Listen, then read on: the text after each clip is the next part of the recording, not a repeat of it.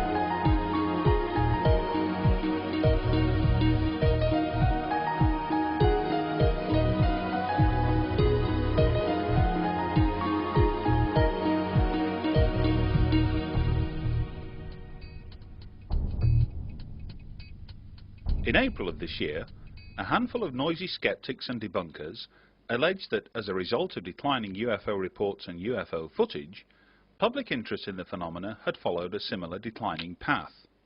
Moreover, they alleged that the space around us is dead.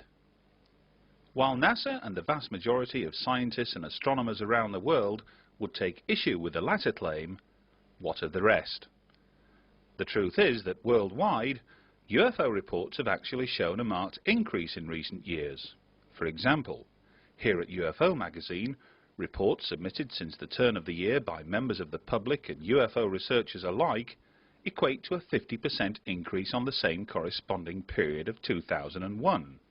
And, with that, has come a comparable increase in UFO footage.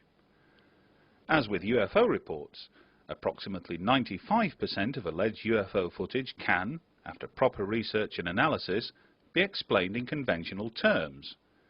Quite often, this process may take but a few minutes in detecting the telltale characteristics or signatures of an aircraft, or planet, or even a star. But once you have addressed these, and countless other explanations that might account for the unusual anomalous object or light seen, you are left, as with UFO reports, with a small residue of videotape sequences that defy all logic and explanation. When faced with these, skeptics and debunkers will often cry fake at best, or simply ignore them at worst, as is their custom. When analysing alleged UFO footage, UFO Magazine's Russell Callahan applies a totally objective stance. Often, those who submit what they believe to be genuine UFO footage vehemently disagree with his conclusions. But what leads him to arrive at those conclusions in the first place? Who better to respond to that question than Russell Callahan himself? Thank you, Graham. Well, welcome to the office. Here at UFO Magazine, my job, or one of my jobs, involves analysing alleged images of UFOs. Now, grand though that may sound, it is in actual fact a very arduous task. Over the last 5 or 6 years here at UFO Magazine, we've had literally hundreds of videotapes sent through the doors. This is a subject that, according to some of the popular press, is a subject that's dead on its feet. Absolute rubbish is what I can say to that. The videotapes just keep coming and coming and coming, and photographs, not just digital photographs. We know, we're living in an electronic age, if you like, and it's very easy and very fast to be able to generate images and broadcast them around the world now with the advent of the internet. But real photographs, on celluloid film, these things are still being taken. People are actually still taking the time out to approach UFO magazine or approach UFO researchers because they believe they've actually witnessed, filmed and photographed something that's not quite the norm. That's great. Without the UFO business, there'd be no UFO magazine, and without UFO reports, there'd be nothing to put in there. Over the last 5 or 6 years, there's been no such thing as a decline. The subject seems to have grown and grown and grown. And probably if we go back, this 5 or 6 years, and let's just have a quick recap. 10 years ago, the price of a domestic camcorder was, you could go out and buy a car just as cheap. This day and age, you can go out and pick an 8mm or high 8mm video camera up for about £299. Now, it's still an awful lot of money, but it's a quarter or if not a fifth the price it used to be just a few years ago. So we've got to accept that then there are far more camcorders out in the general public, if you like. There are also professionals out there that are filming strange objects. Recently we've had footage taken from a police helicopter and made available to UFO magazine. We actually showed it at the conference last year, and hopefully we can show you a little clip of that further along in this particular video. All sorts of, and all means of images and occurrences have been happening over the past few years. And of course, let's not forget the amazing scenes that we've seen and been captured by several people. Martin Stubbs, Jeff Challender, Les Willey, Andy Ellis have all been able to make available images that, quite frankly, should be embarrassing to NASA. We're going to show you some more of that further on in this video. So please let no one tell us that the subject's dead. What we've done for this particular section, spotlight on UFO footage.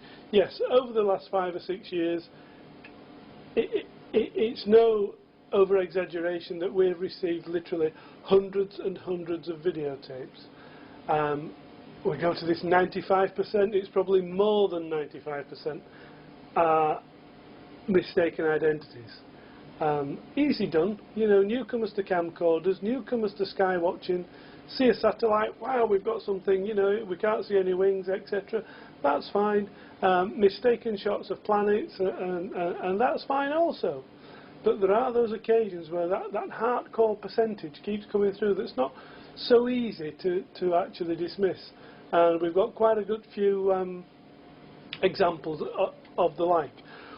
We've also got some interesting developments in if we all think back to 1994 or 5, I believe it was, when the first Tuesday documentary was aired in Great Britain, and we had the guy from Panasonic, Simon Nash, dismissing the diamond-shaped UFO as nothing more than an iris motor effect, and something that happened when bright lights hit the iris motor and the lens records this shape, and it can't resolve the image, so it gives you this beautiful diamond shape on the screen. Well, we were very wary of that explanation in the first instance because of angles, etc., and how things didn't seem to fit. But we've now got some new examples of that, but we've also got a fabulous example from Australia, where the diamond shape's seen in the sky, but as the camera focuses through the diamond shape, then there is an object behind it, and there's also a very strange occurrence, which you're going to see hopefully for the first time on this particular video. But there's a lot of material to get through, so sit back and enjoy it. We'll give you the close-ups where we can, and as much information about the footage as we can on screen. But this particular cut's being put to some nice music, so sit back for the next 15-20 minutes or so and enjoy some really good UFO footage.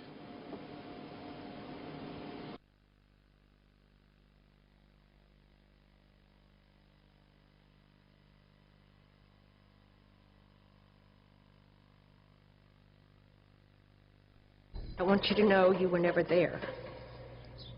I didn't understand what he meant. So I said, yes, I was.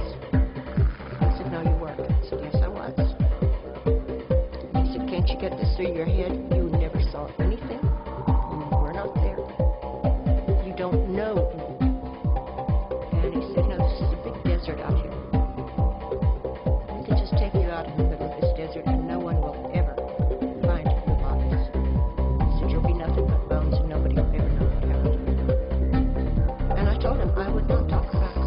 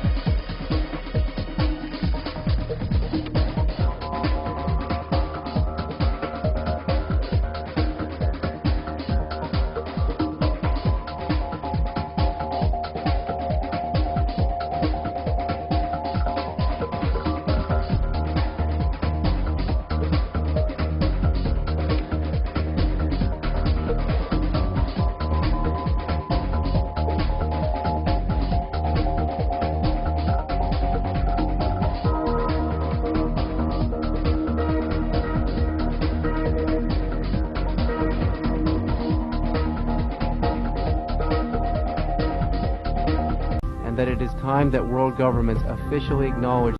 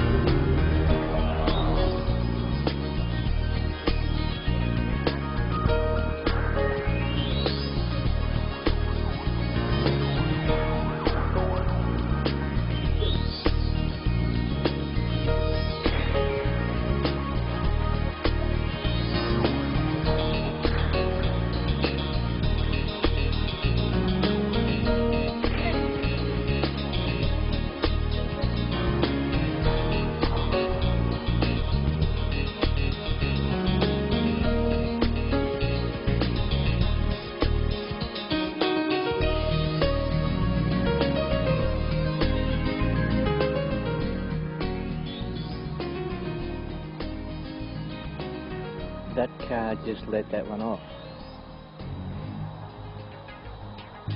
That's a man-made one, that one. I just saw the people in that car let that one off.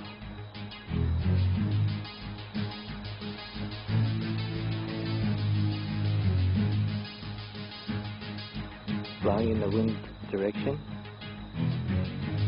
And just let it off.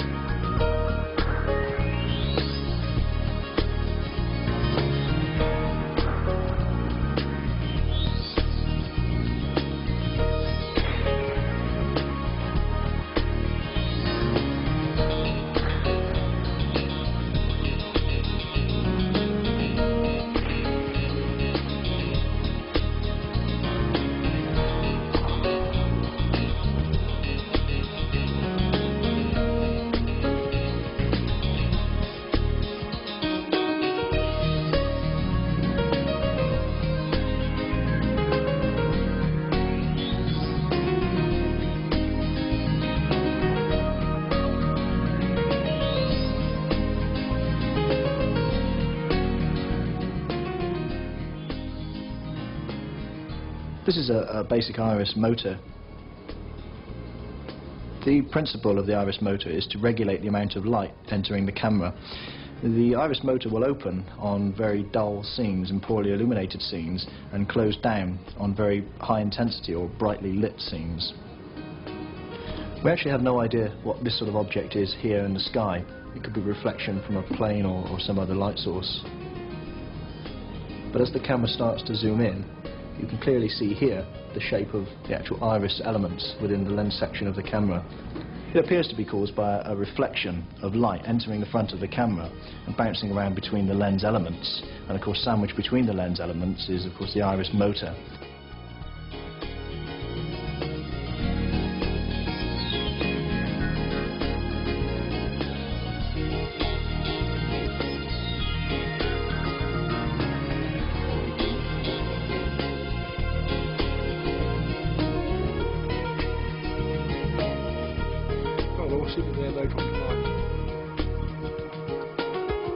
Was that a UFO? Don't know at all.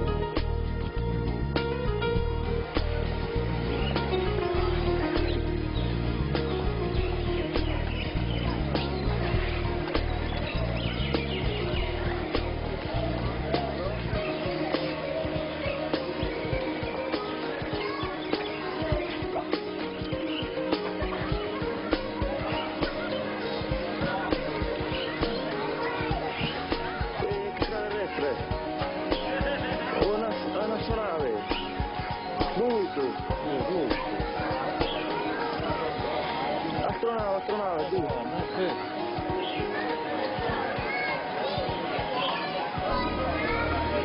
Visitor. Ron, they are visitors. Yes, yes. UFO.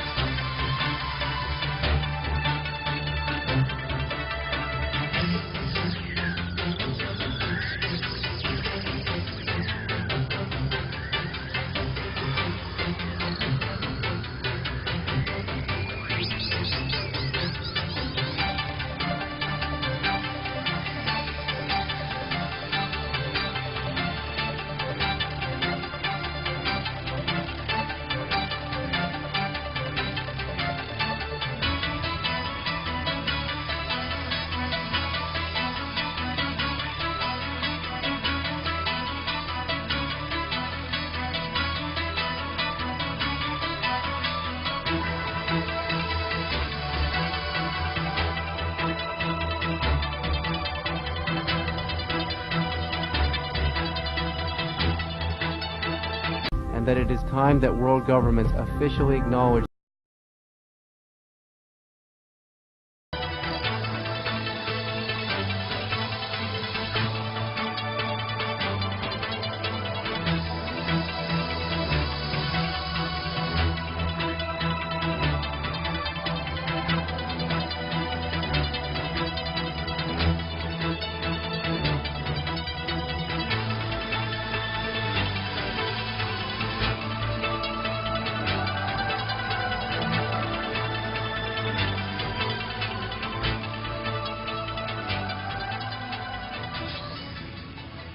The Police Reporting UFO Sightings organisation, or PRUFOS for short, is the brainchild of Gary Heseltine, a detective constable with British Transport Police. By the summer of this year, DC Heseltine had accumulated 42 UFO incidents involving some 110 police officers throughout Britain. Here, again for the first time on camera, DC Heseltine speaks about his interest in the subject and what he hopes PRUFOS will achieve. My name is Gary Heseltine and I'm a detective constable with the British Transport Police in Leeds. I've been a detective constable for 9 years and I've been a police officer for 13 years. Prior to the Transport Police, I was a Royal Air Force police officer for 6 years. Gary, PRUFOS is an acronym that people are going to be seeing a lot of, hopefully on the website. They'll have read about it in UFO magazine. Again, what does PRUFOS actually stand for? PRUFOS is hopefully a catchy little acronym which stands for the Police Reporting of UFO Sightings, i.e. the PRUFOS Police Database, which is designed for serving and retired police officers to come forward with their own respective sightings. My interest in the subject actually spans back to when I was 15.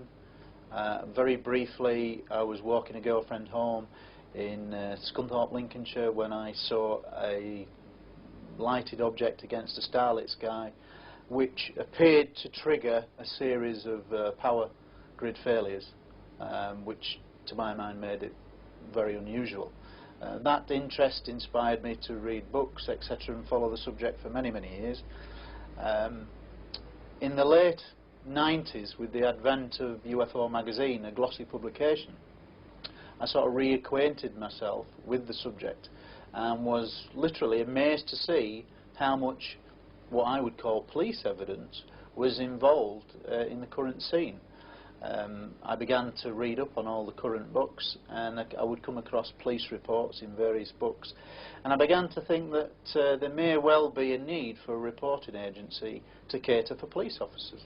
What you've got to understand is that for those police officers that have come forward, I suspect that 9 out of 10 don't, for obvious reasons of perhaps peer ridicule, and also a threat or a perceived threat to their career aspirations.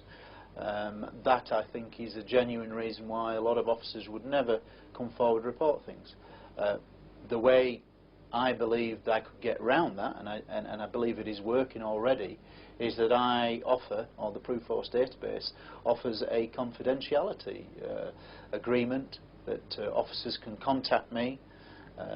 I will get the correct story from them. I will promise to protect their identities, much in the same way that I would protect someone who gave police information as an informant or a confidential source. Basically, I will bring their story out into the public domain. I may alter very slightly certain details to protect their identity, but my principal aim is to get these reports into the public domain, because that's what I think is being missing. When we talk about a lack of willingness, if you like, from certain officers to divulge information on this particular subject, are we noticing anything sort of geographically about this? Is it a case of that, you know, city forces seem to be probably hardly interested in the subject, but yet our country file type of bobbies probably get more opportunity and probably less ridicule, if you like, of the subject. I think is there something in that? I think at this present time, with the database only being in existence for 6 months, it's probably too early to draw sort of geographical statistics. What I can say is from the research that I've done and from the new officers that have come forward since its launch in January, that I've just completed a report which is based on that historical research and on the new information. And what I can say is that 42 incidents spanning from 1955 to 2002, that involves well over 100 officers, in fact 110 police officers in those 42 reports.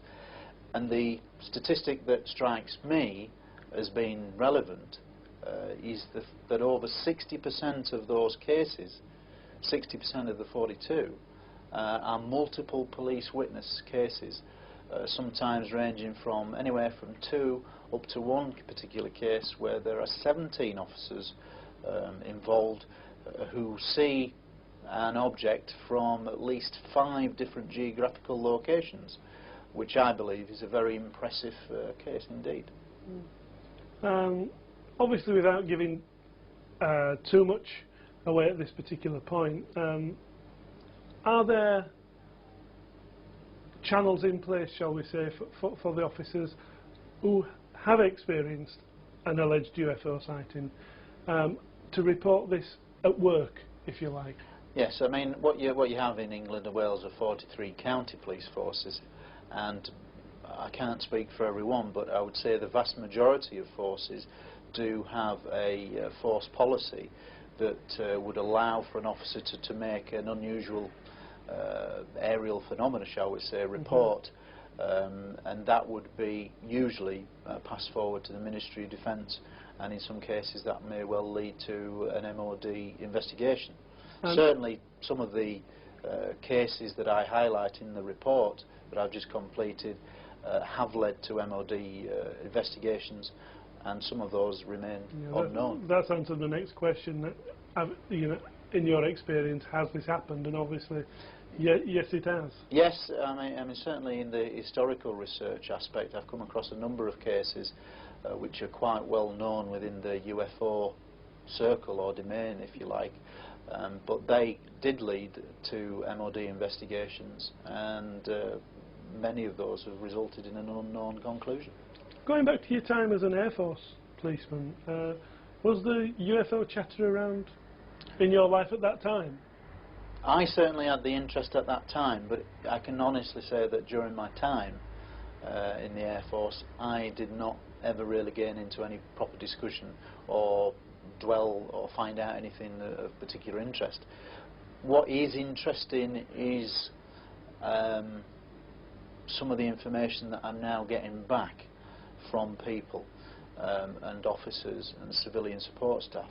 My own force, the British Transport Police, in January of this year, coincidentally, set up its own intranet site for officers where they could highlight clubs and leisure facilities, etc. I immediately posted an intranet site for the Proof Force database, asking my own force officers to come forward with any information.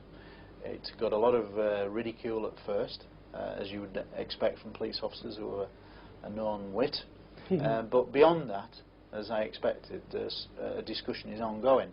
And what I can say is that very recently I've had a piece of information that relates to a very similar time when I was in the Air Force, about an incident in 1993, which in terms of background information is very interesting, as it highlights that what is now a serving transport police officer is a sergeant, whose details will remain confidential, but he highlights an incident where in Vigrat, which was a little town which was in Germany, if you were in the forces you lived in the German community off base, and they were in their quarters in Germany in 1993 when they heard a very loud explosion, and they believed it was a terrorist bomb, because at the time there had been a number of terrorist incidents.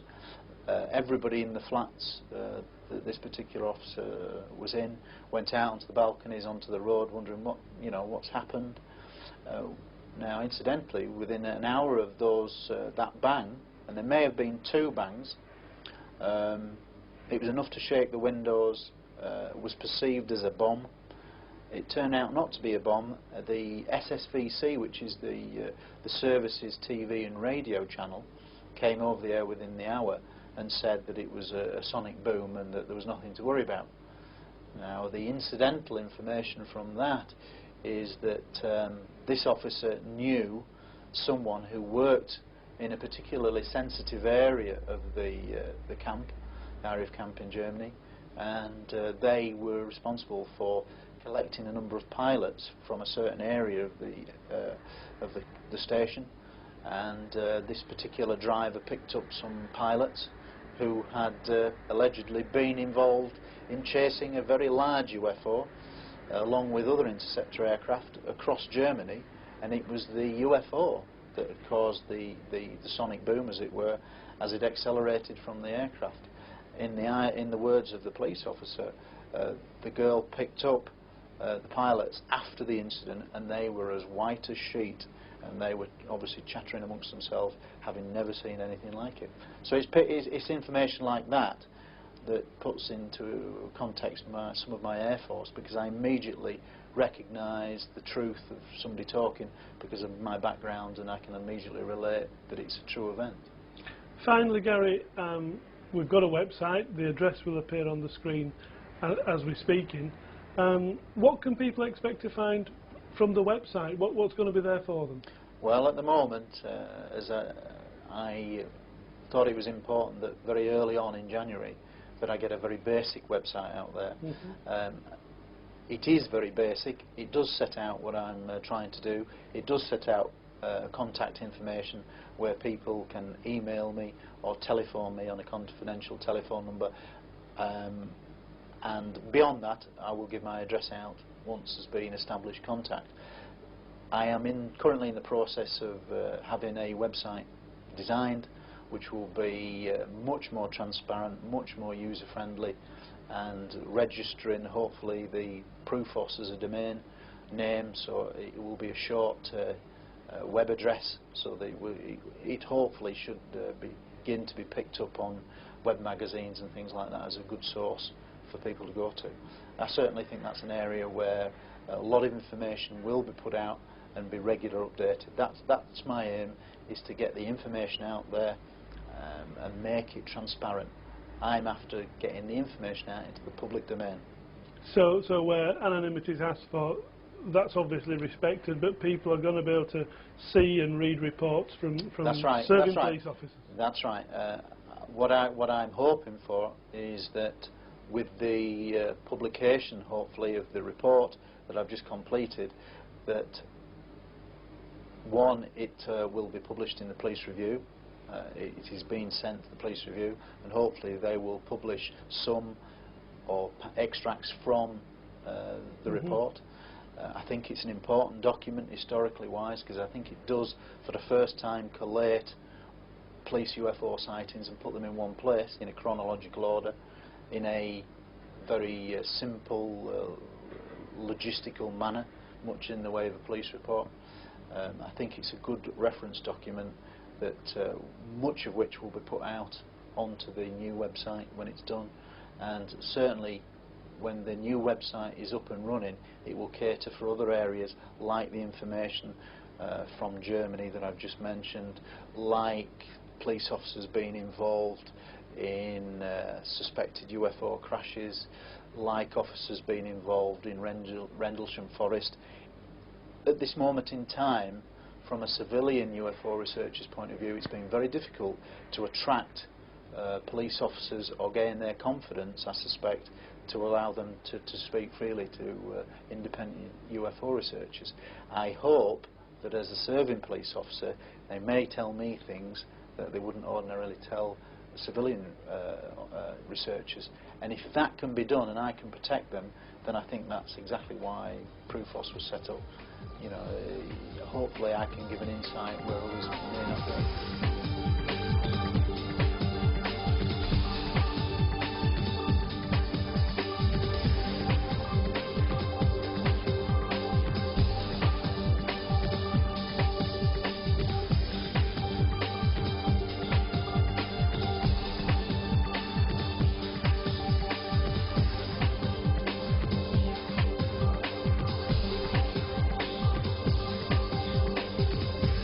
and that it is time that world governments officially acknowledge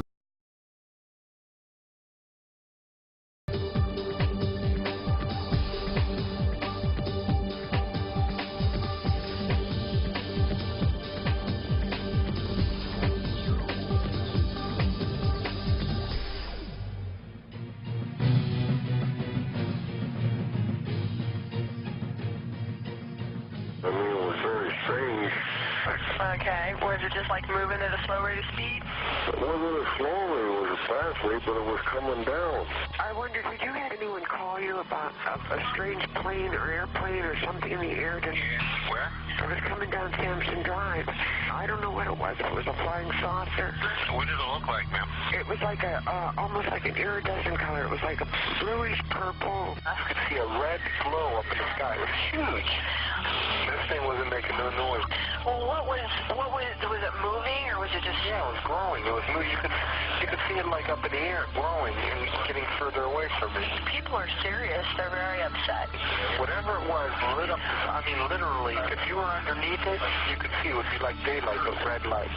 It's south of already too. I'm moving east now on it. Okay, Dave, it looks like it's flickering more now, and it looks like it's running a little east of me now. Hey, Walter, chase it back north. I want to see this thing. It's going pretty good. It's all the way into Liberty now. It's going as far as visible. You should be able to see it. It changes colors from white to red to green. The sucker has not moved. We have multiple departments right now that have sightings on it. We have reported some flying object in our jurisdiction. Do you know of anything that should be in our airspace this time, close to the ground? Right. This is not a prank phone call, I swear. You can call me back to verify. Look at the radar scope, and I go 60-mile diameter of Youngstown, and there is nothing out there. I don't see anything out there, nothing on the radar scope. Just pulled off. There's definitely a structure there on 429, what you saw. I can see an upper structure off the main point of the lighting. Right, yeah, something with a different colored lighting to it. I got them right here. I'm looking at them. What the hell is it? They're sitting stationary. I got 3 of them. What do they look like? I've got 4 discernible colors. I got red, yellow, green, and blue. And the one just was like flashes. So if they're those planets those guys were talking about, then they're planets with Christmas lights on. This is weird. Oh my God, I hope that's a plane. Oh, please be a plane. Oh, please.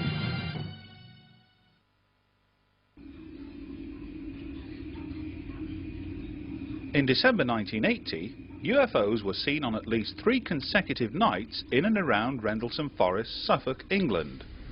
US personnel from the adjoining bases at RAF Woodbridge and Bentwaters were among many witnesses to these events. Were they all fooled by the Orford Nest Lighthouse some 12 miles distant, or was there a genuine UFO incident?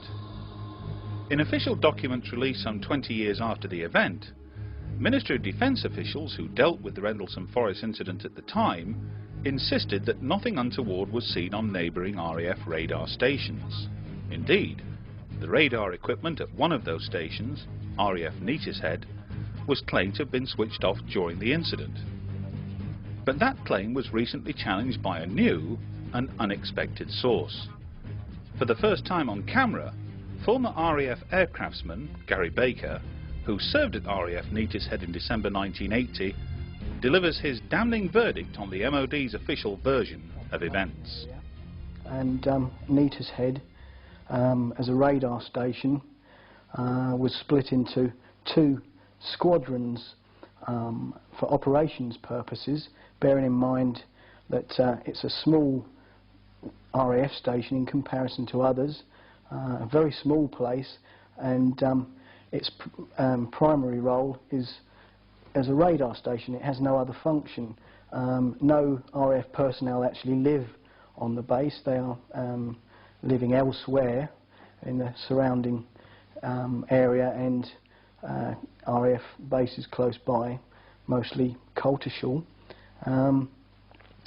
And the whole of the operation at Neatishead is geared towards maintaining the integrity of the southern part of the United Kingdom airspace.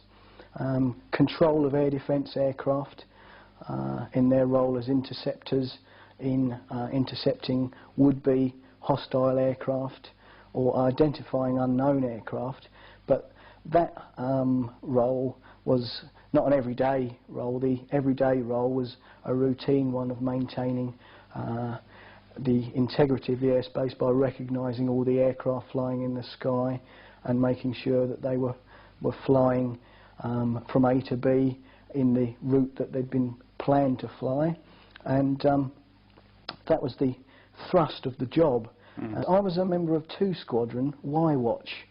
Each squadron was split into 2 watches, and the watches were something which was used to maintain 24-hour personnel to be available to cover the radar picture.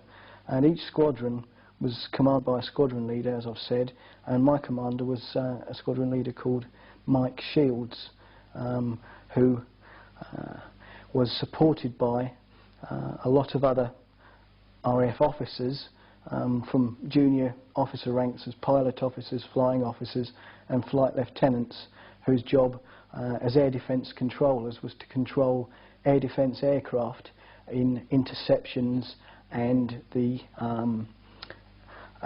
recognising of unknown aircraft when the quick reaction alert aircraft were launched in response to these threats or presumed threats.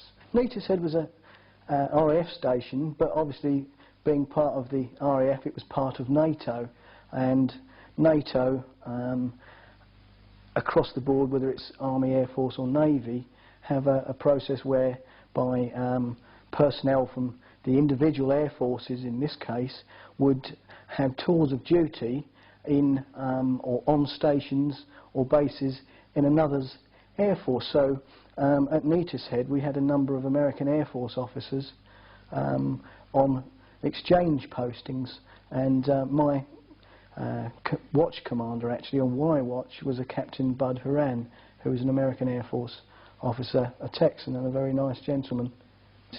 I was an airman, a senior aircraftsman in Y Watch, and periodically through my service at Neatishead I would be allocated to watch duties.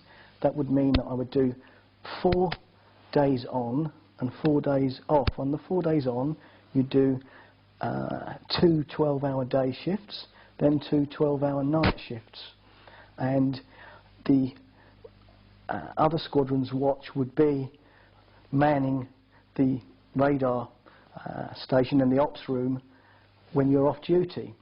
And so there would be lots of people when the squadron were on duty, either earlies or lates, and a few people to maintain a basic skeleton crew when it was quiet, when there was no military air defence flying, and that crew was responsible for maintaining the integrity of the air defence of the southern half of the UK, recognising all the aircraft airborne, and providing a crew should we suddenly find ourselves in a position where we're at war or an unknown aircraft turns up, or, as happened, Russian spy planes came over, and you were there to give the basic service requirement to carry out the air defence and control aspect of taking a fighter aircraft from its base to its interception with an unknown aircraft, and whatever the outcome of that may have been. As part of the job of maintaining the integrity, the safety of the United Kingdom air defence environment, it's absolutely essential that radar coverage is maintained, because otherwise there's going to be holes in the radar coverage, and at a sensitive time between east and west it's absolutely imperative that you maintain that safety. So the radar at RAF Neatishead was in fact 2 radars, both of which were main air defence primary radars, and they were working night and day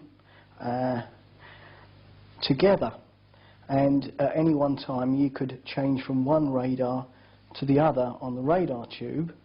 on your screen in front of you, of which there were many in the ops room, many screens, all involved with doing different specific jobs to maintain this air defence safety.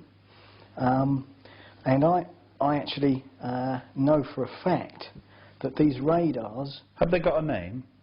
Yes, there's the Type 84 and the Type 85 radar. And also at Neater's Head there was height-finding radars whose job was specifically involved in checking the height of aircraft, and they were called HF200 height-finding radars. So these two radars are working together. If there was routine planned maintenance to them, or if one went wrong, which as all equipment does from time to time, and military equipment being no different from any other things, they do go wrong. But you don't have two things going wrong at the same time. The planned maintenance would be planned so that one radar was operational while the other was, for a brief period of time, maintained to its full operating capacity, then switched back on again. But all these radars form the defence network, and all the aircraft which these radar pick up are recorded. All the radars are filmed, and that would be for the obvious reasons that if there was an incident or a problem, the factors involved in that problem could be traced and tracked and looked at and analysed.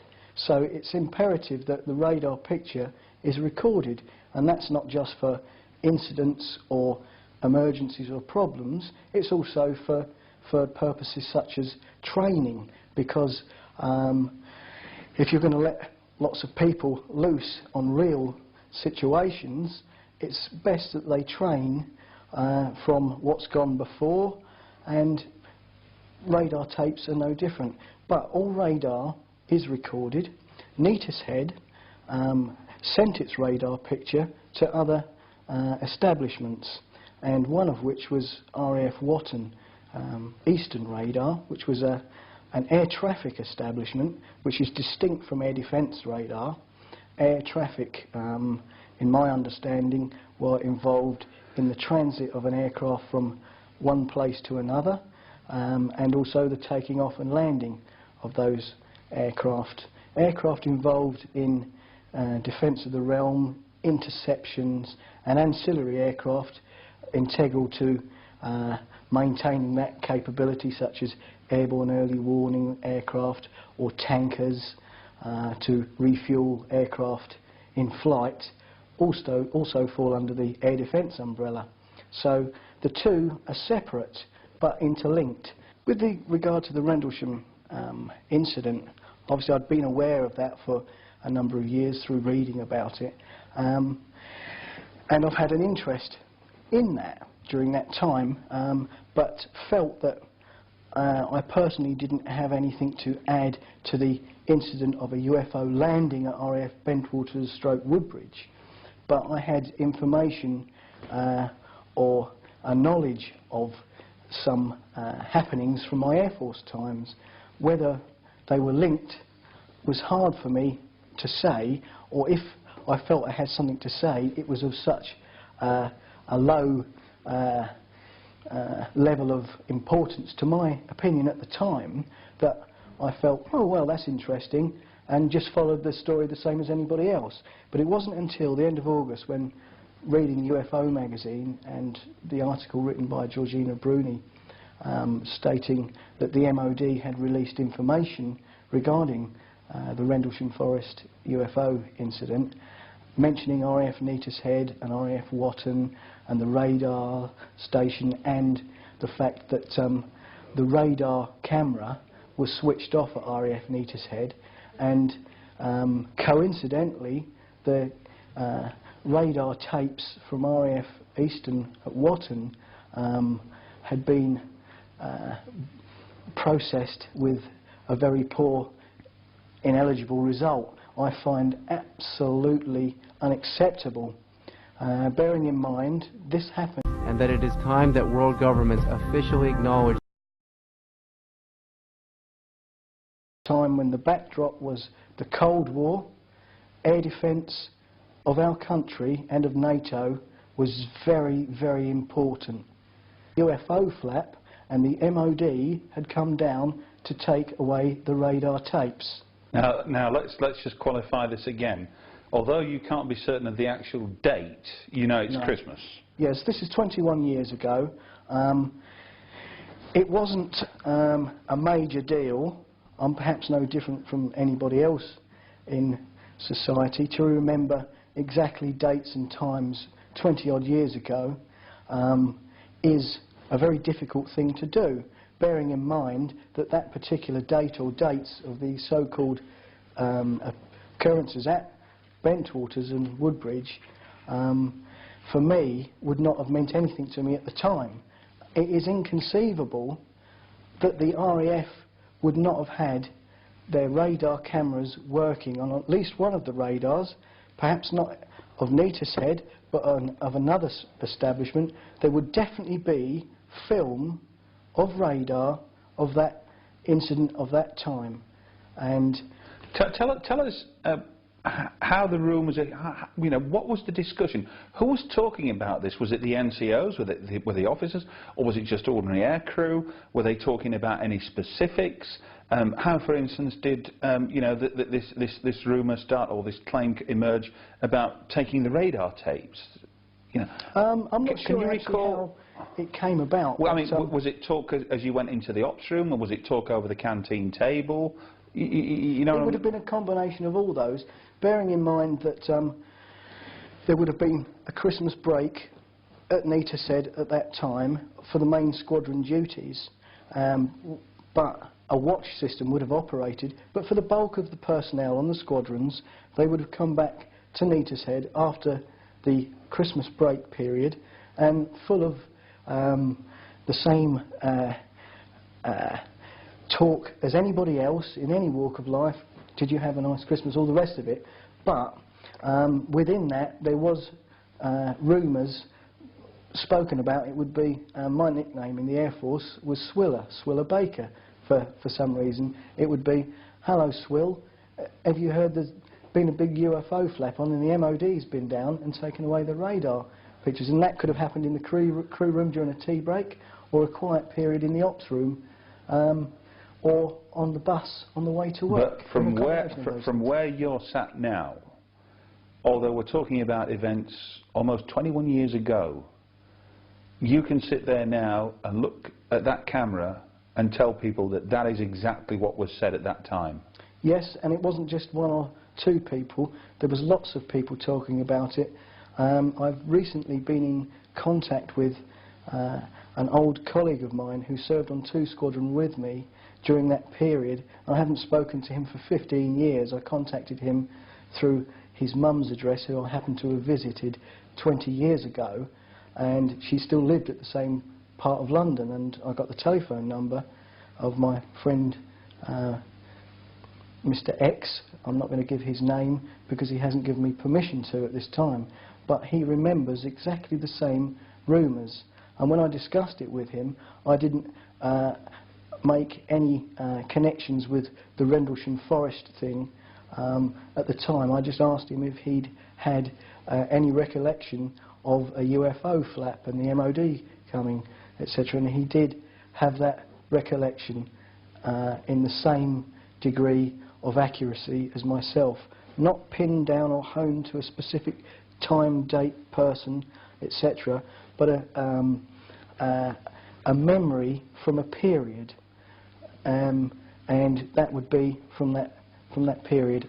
Seeing UFOs for the average person in the street isn't an everyday occurrence. And at least it isn't for me. Yeah. And same with radar pictures. They don't appear all over the place, and when they do, it gets talked about. I believe I've maintained and upheld the spirit of the Official Secrets Act. I've decided to say what I'm saying now on the strength of the MOD releasing information. If they chose to release what I consider to be the wrong information, I feel it's incumbent on me to offer an alternative view from the standpoint of an ordinary serving member of an establishment that would be involved in air defence aspects. And for the MOD to say that UFOs are of no defence consideration is absolutely ludicrous, because if something lands next to an air base, whether it's RAF or USAF, and that base has nuclear weapons on board, excuse me, that's very, very serious, and it is of defence significance. And I want to say, however small my part in this was, that the MOD probably and almost certainly are being economical with the truth, or at worst lying through their teeth, and are withholding information on this. And I have no doubt that there is radar pictures of the event, and possibly others outside of my knowledge as well. 3 years ago, UFO magazine came into possession of some 2,500 hours of space shuttle footage, all of which had been dutifully recorded and logged over a period of 5 years by Martin Stubbs, a cable TV station manager in Vancouver, Canada. Since releasing successive documentaries about the footage, NASA has maintained a diplomatic silence, refusing to comment about sequences such as this, or this, or this. Some believe that NASA's reluctance to engage the UFO subject at any level is born from a deliberate policy-making decision. But, like most institutions who employ tens of thousands of personnel, mistakes are inevitable. Take the case of the vanishing NASA website, for example, as told by Andy Ellis, founder and head of the civilian UFO organisation Yorkshire UFO Info. Definitely the early missions. I think the one that set it all off was STS-84, which became known as Willy footage. That was the one where the object came and stopped and appeared to hover near me, and I mean this was all under a distance of 2,800 feet, and it performed manoeuvres and flew off in a completely new direction. That set it off for me, and was one of the reasons we set up the website. We wanted to do a website as like any normal group, with local sightings and things like that, but with the field that I'd kind of just slipped into, which was the NASA side, it just took off from there. So that happened. Through that's how I got in touch with Jeff, and between Les Willett and Jeff Challender was where we got the NASA mission footage started, and that's where it took off from. So from 84 you had STS-96, which had, in that one mission, probably some of the best footage I've seen as far as evidence and asking questions goes, when you've got illuminated objects in the black of space pulsating past an international space station that's just been built. You've got several other orbs or balls of light, whatever you want to class them as. All we know is they're just unidentified, and these things are flying up the Florida Key coast and cutting into clouds and chasing lightning and other cloud formations. You've got NASA technicians following these stuff with the cameras, not only following but yet zooming in for a closer look. Now, to follow and to zoom in shows that they're interested in it. Absolutely. Not only zooming in, but they know that somebody somewhere could be watching. They pull the feed and kill it so that there's no picture on the feed that our guys are getting, but yet they're still watching. So if there's nothing to it, there's no reason to be sneaking, doing these little tactics. And again, I'm sure you, Jeff, Les, and many other people have actually broached NASA with questions that aren't pertinent questions, or aren't rude questions, if you like. These are questions that say, excuse me, can you tell me something about what we're seeing? I think the biggest problem we found, I mean, and Jeff and Les have worked tirelessly on it, people seem to think as soon as you get something like this, you just go and screaming at NASA. I mean, we're only interested in asking questions as well. We just want, we're not experts, so we've been emailing who we think are the relevant people and asking for advice at first, and asking questions of, well, why is this doing this, and why does it appear to do this, and why is your guy following it if you keep telling us it's ice and debris, and why are you cutting the feed off if there's nothing to it? It doesn't seem right. The biggest problem I had was when we got some of the stuff, originally 84 and then 96, I actually took it to a well-known university which is in the city where I'm from, so it's not hard to figure out which university it is. And I was doing that to go to the heads of physics and astronomy because I wanted their professional opinion. I want looking at something and going, oh wow, that's amazing, I'm just going to run off with it. I did the best I could by taking it to optics and imagery departments to learn what I could from them. And the biggest problem I had, whenever you went up against these skeptics who basically just poo-poo everything to do with the NASA footage, they were the ones who were abrupt and their whole attitude stunk.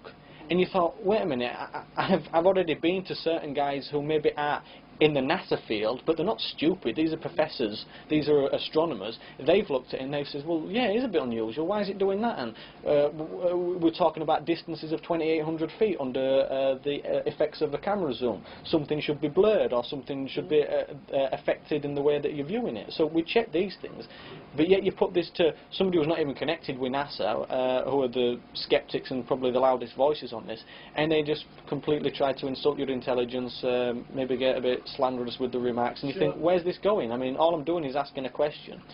That all came along again because we were trying to go to NASA. We wanted to learn about the missions.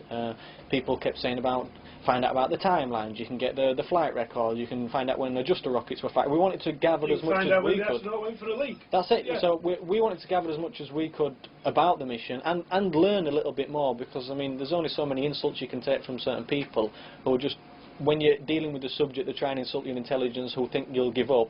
Basically, all you do is stop talking to them people, but continue with your work. At the end of the day, if you've already checked what you're dealing with to an extent and that's held up, then you continue. So we went to NASA looking for answers. NASA basically don't even speak to you on the footage, so we were at a loss there. But I continued to just trawl around nasa.gov, and I thought that it'd be nice maybe to get bits of information on old missions. It might be a bit nice to get some information on the shuttle. Maybe we'd get some diagrams and schematics and stuff like that. So I'm just trawling through. I mean, there's links and links and links. I mean, the NASA.gov website's huge, and I mean, half of it, within an hour you can just think I've had enough of this, because it's just all technical and talking about this and that. But we continued to get going, and I went to one of the electronic reading rooms through one of the various links, and in there it had documents declassified under the Freedom of Information. So I thought, well, this is worth a go. So I click on that link and it opens another page, and it had all different sections there relating to all kinds of stuff. Then there was the documents declassified, I think it was something like 97, 98, 1999. So you click on each one of them links and that opened a different thing with like a log, a reference, and maybe like an order kind of number that you could use. And within these, Freedom of Information and documents declassified by NASA, which was probably in the title somewhere, which was documents declassified by NASA within the last 5, 6, 7 years. This was where we found, among the pages and pages and pages, there was different log numbers that related to what we were dealing with, which is the UFO subject.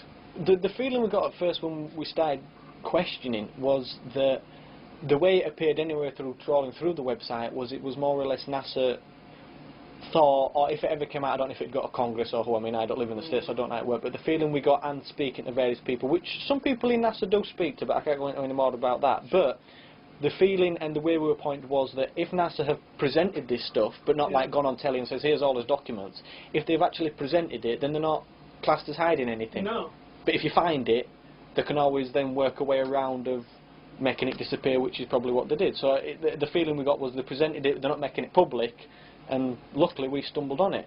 I mean, I've got a couple of the links which drawn us to it, and you've got your usual stuff. I think if I read through a few of them, it'll give you an example of the basic kind of stuff that's there, but in with all this basic kind of NASA mumbo-jumbo is the stuff that makes you sit up and pay attention. There's a bunch of words that sort of leap off the page, isn't there? I mean, there's various things like STS-81 Flight Readiness Review Package. I mean, fair enough, it's just standard stuff. You can go from like contract reports, telecommunications. You've got various info on headquarters employees. It's just the stuff that you'd have, and this is all stuff. Day-to-day stuff of a big corporate organisation. That's it. So I mean, and plus this was all under the link of documents released under the Freedom of Information. So I mean, there's pages and pages of this kind of stuff of just your average thing. I mean, other things talking about X documents. But then you start getting on to various questions about UFOs, and UFO-related documents as declassified within the last 5 years. Now, when seeing them ones, I knew already NASA had like their own kind of MOD stance, which is like the official kind of defence significance. yeah, if there's no defence significance, they're not landing and running around, there's no problem. NASA had that on their own webpage, and a few of these links that were on there related back to that page, but several ones were just completely separate. I mean, when we first, especially with working with the NASA footage, when we seen this one, which was UFO sightings by Apollo 8, 11, 12, Mercury capsule, Mercury 789, Gemini capsule, Gemini 478, and that it is time that world governments officially acknowledge. I mean, by reading it, you think, well, UFO sightings. UFOs. There's some information relating to a UFO sighting by Apollo 8, 11, 12. It says it there.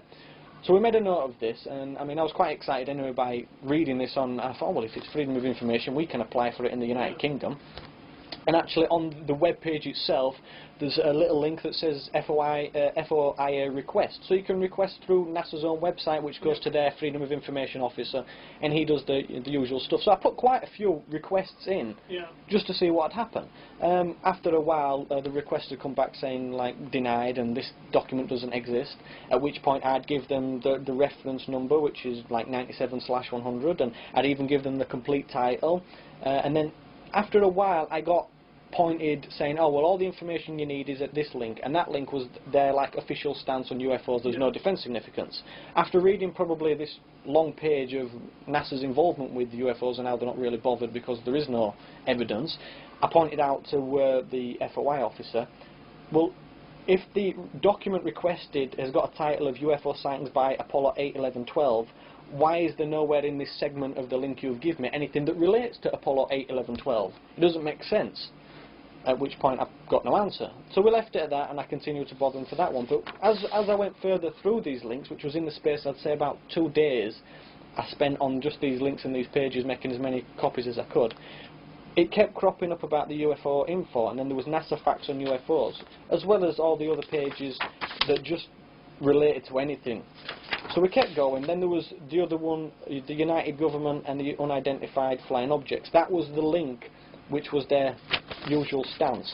But the one that really got me going was this one, which was on the 1999 link under release documents. This says information on sighting of possible alien craft. Now, we're not talking about a UFO.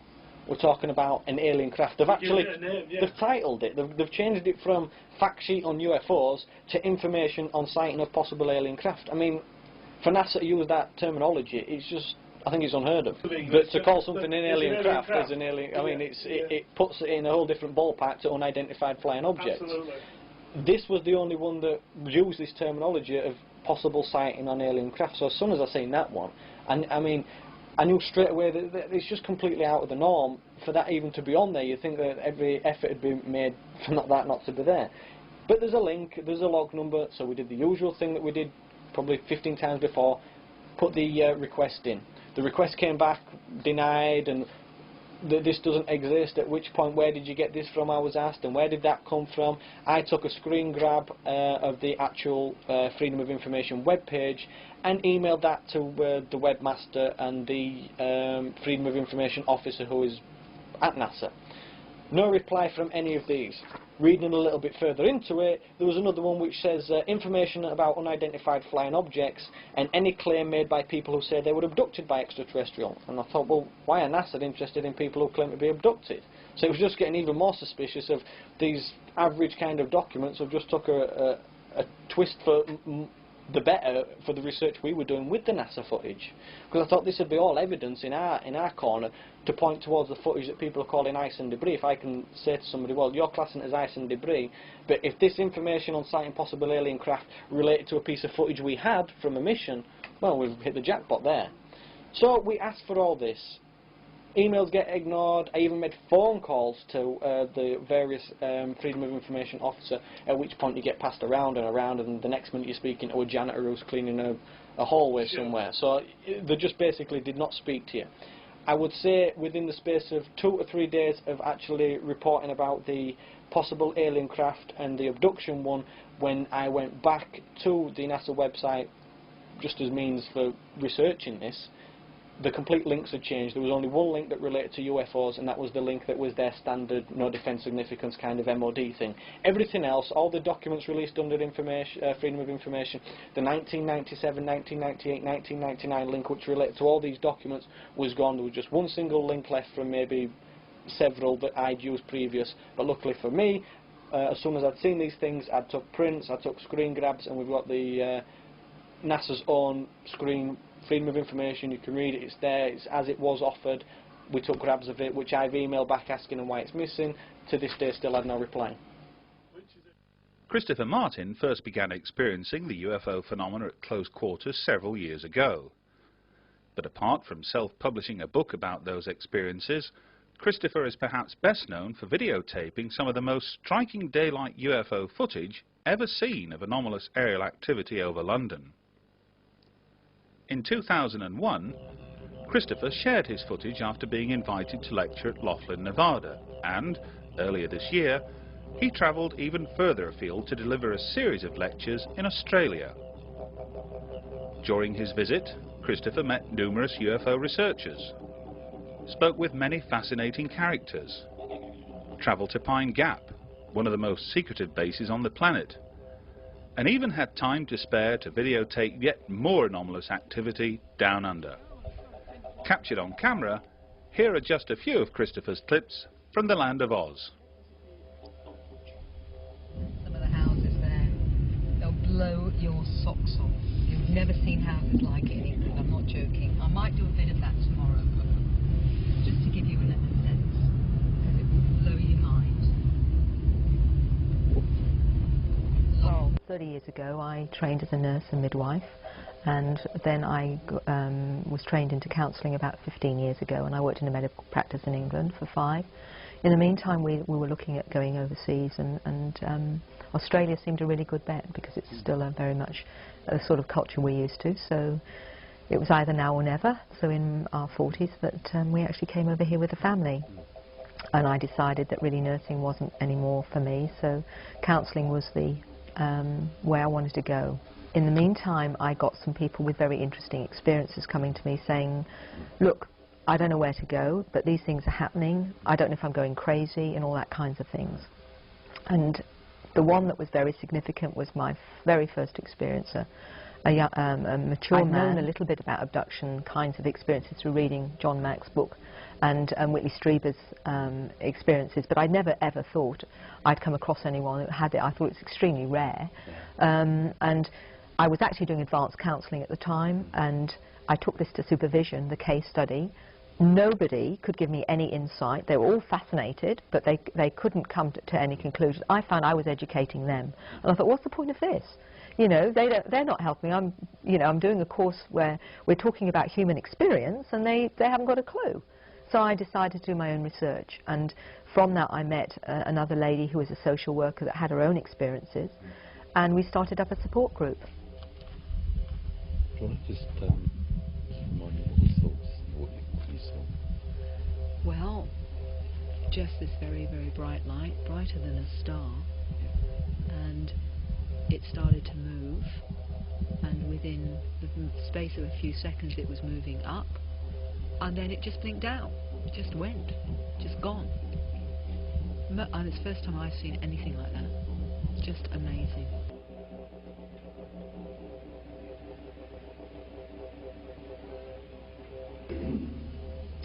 Had about 4 hours sleep, so I'm a little bit jet lagged, but I hope you'll forgive me.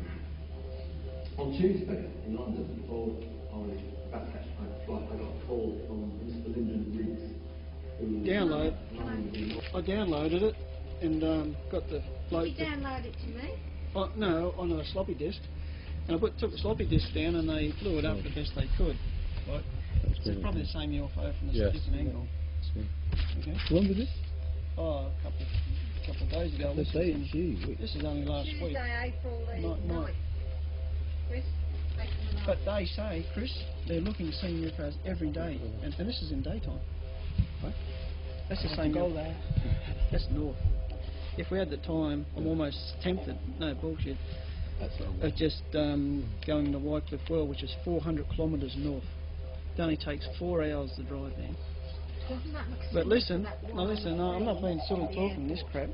That's another hot spot. It's probably hotter than this at the moment. It's so good that, oh, this is just a bloke got a alien body, he's paid $5,000 for it. You know, this area out where we're going today, okay, it's wide open. And that Channel 9 came up, this is Marilyn here. She's a nice lady, she speaks good English, better than me. And But they had these road parties, you know, they was doing this road, or they were extending it for the rail. And it was the same thing again. What colour? It was the blue one. The blue one? Yeah, but see, my nephew, the same one, was driving the Falcon, and his wife was there. And I said to his wife, see, I think there's a blue light waiting for us. And my nephew said, oh, not again, Auntie. Yeah, it's them, all right. So we driving along. It was just there in the bushes. And I said, no, it's coming up. It sort of came up. And it was, you can see the spinifex and all the scrub sort of blue colour. But it was shaped like that. A little was window. That the same as Same. your It was, painting? it was the same One exactly. came back. Feel. Well, an extraordinary thing's been happening to me. Yeah. A lot of things. So I was just thinking, if would they be able to read people's mind, or whether they like? Well, Tennant Creek is a lot, you know, big trip, and I thought, oh goodness, I don't like going. Then I thought, oh no, we'll go. Then I remember, then when we got near Waycliffe, we'll probably see something. I said to my nephew and his wife, and next thing you know, I said, yes, the blue light's there, and he said, not again, Auntie. Where? I said, on the right. On the right. But it must have landed. It was in between the bushes and trees and it. But as we got nearer, and I think it's about 300 metres away from the highway. And it came above, and it was floating. It was just floating above the trees. And you could see a beautiful blue light. It was so beautiful. The light itself, you know, sort of gave me that feeling. Was it a soft fluorescent? Yes, yes. And you had a pleasant feeling from it? Yes, yes. And see, one night, it was just an evening, the sun just went down, well, we sat down out there, and we were looking at that rock, my sister and I. We looked, and next thing, what is that? And these two lights came over, but there was darkness. Next thing, shoo. And I said, you sure it's not Rambo over there? And it was there for a long time.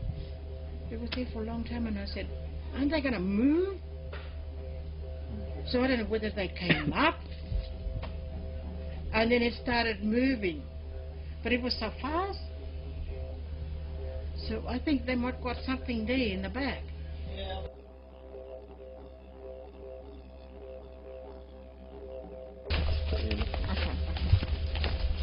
Listen, if I don't get anything and you do, you send me a copy. I'll take it on. I'll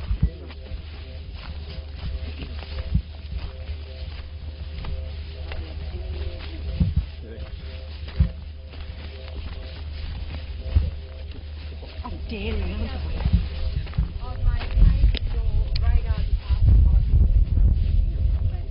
Uncorrelated targets and unknown events. So if you'd like to hand it over to your radar department, perfectly fine. They know all about it apparently. There was a phone call made yesterday, so I'm just delivering it. What was your name? My name's Kathy Dickman. I'm from Adelaide. All right, so they might enjoy looking at that. Very interesting. Are you going to take some footage? No, I'm just going to. Okay. No problem. Just thought we'd hand that over, and I hope you all get to see it and enjoy it. We'll pass it on. Thank you very much. Thank you. Okay, thank you. Very polite.